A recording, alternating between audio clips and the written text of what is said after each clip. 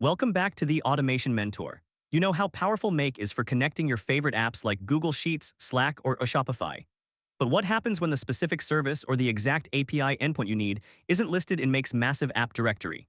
Does that mean you're stuck? Absolutely not. Make provides incredibly powerful tools to connect to virtually any web service that offers an API, whether it's a modern REST API or even an older SOAP service. Today, we're diving into how you can build these custom connections yourself. We'll cover how to use Make's universal connectors, how to handle different kinds of authentication like API keys and OAuth, and we'll even build a quick example of triggering an action in an external system using a custom webhook. The star player for most custom integrations, especially with REST APIs, is the HTTP module. Think of this module as your universal translator. It lets you send and receive information directly with almost any web address. Here you'll specify the API endpoint URL, the method like get to retrieve data, post to send data, put to update, or delete to remove. You can also add specific instructions called headers, fine-tune your request with query string parameters, and define the data payload in the body, usually in JSON format for post or put requests. Now, almost any API worth connecting to will require some form of authentication to prove you have permission to access its data. This is crucial. Let's look at the most common ways Make handles this within the HTTP module. One of the simplest methods is using an API key or a bearer token. Often, the API documentation will tell you to include this key in the request headers. A very common header name is authorization, and the value might start with bearer followed by your unique token. Sometimes it might be a custom header like X API key. Always check the specific API's documentation for the exact header name and format they require. Another very common standard, especially for connecting to user accounts in other services, is OAuth 2. This is a more complex flow where Make redirects you or uses credentials you provide to get authorized access without you directly handling passwords. Make has built-in support for setting up generic OAuth 2 connections. You'll need to get details like a client ID, client secret, authorization, and token URLs, and required scopes directly from the developer documentation of the service you want to connect to. Setting this up allows Make to handle the token refresh process automatically, which is very convenient. Okay, let's put this into practice. Imagine we want to get some data from a service.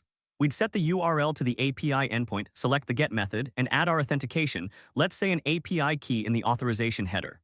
When we run this, Make sends the request. If successful, we get a 200 OK status, and crucially, Make automatically parses the response, usually JSON, making the data immediately available for use in subsequent modules. You can see the structured data right here in the output. And just like any other Make module, you can map this output data directly into the fields of the next steps in your automation. But what about sending data out? Let's say you want to trigger an action in an external system whenever something happens in your Make scenario, maybe when a new row is added in Google Sheets. You can use the HTTP module to send a custom webhook. Here, we'd set the method to post and paste the unique webhook URL provided by the external system. We'll usually need to set the content type header to application JSON. Then, in the body, we construct the JSON payload the receiving system expects, mapping data dynamically from previous modules in our scenario right into the structure. When this module runs, Make sends that crafted JSON data to the URL, triggering whatever process is configured on the other end. Now, while REST APIs using JSON are most common today, you might occasionally encounter older SOAP APIs. Make has a dedicated SOAP module for this.